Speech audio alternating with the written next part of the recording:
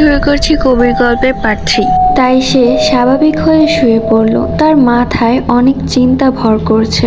এমনই সময় তার চোখ দরজায় আটকে গেল। দুটি পায়ের ছায়া, মনে হচ্ছে উঠানে দাঁড়িয়ে আছে কেউ। তবে এই বাসায় তো কবির ছাড়া আর কেউ নেই। আশেপাশেও কোনো বাড়ি নেই। কবিরের বন্ধুরা এই বাসায় এসে উঠবে কিছুদিন পরেই, তাহলে কে হতে পারে? কবিরের চোখ আটকে গেল ওই পায়ের ছায়ার দিকে। কবির ভয়ে আতঙ্কে উঠছে ক্ষণে ক্ষণে। তাহলে কি এটা?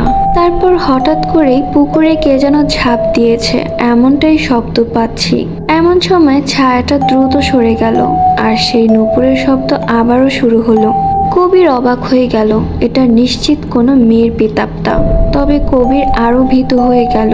সে যা ভাবছে তা কি সঠিক না ভুল, তার যাচাই করা জরুরি। তাই সে সিদ্ধান্ত নিল জানলা দিয়ে দেখবে। পরবর্তী গল্প পার্ট 4।